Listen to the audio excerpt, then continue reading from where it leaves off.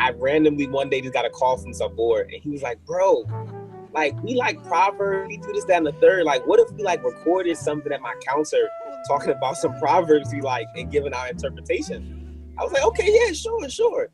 We did that one. We posted on his private page, and then everybody was like, yo, this has to be a reoccurring, a segment or whatever. And then like literally that, like the next day we sat and we were like, okay, what's the name we're gonna use?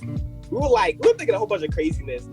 But then it was words from yesterday that we came on. It was like, oh shoot, that's pretty dope. Then we'll say, yo, did we have this proverb? Okay, how do we apply it to the situation? We'll go through all the various interpretations that we can come to, and we'll say, well, this one best fits this situation, and so we're going to use that. And there's like a proverb that also says, when the occasion comes, the proverb comes, right? And so it's like when you bring a proverb, you bring it in the context of a particular situation. You don't just say anything anytime for any old thing. Like, no, it's specific to that situation that you're citing a particular proverb. And I also add one thing too.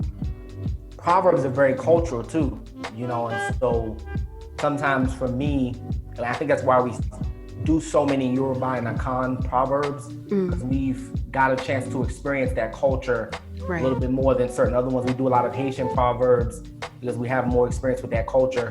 Because a lot of these proverbs, you really have to understand them. You have to understand the cultural context that they exist in. Oh, of course. I read a proverb the other day that said, the aftertaste of ewuro is sweetness. And so like ewuro is like bitter leaf.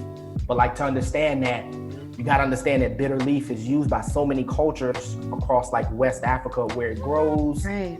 You got to understand the process of getting the juice out of it and stuff like that. And so a lot of times, like you said, we'll call each other, and if it's in a common proverb, I'll be like, hey, you have a little bit more experience than this. Or I'll call someone who is an older person who's Yoruba, who has more experience. Or like the last example is like, there was a proverb about a lizard that said, if the lizard lies motionless, it lies waiting for its prey.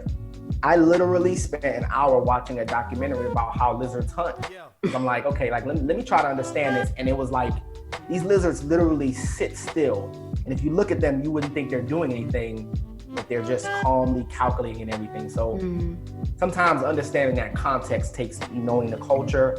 It takes a lot of thought, and it's a creative process, like you're saying.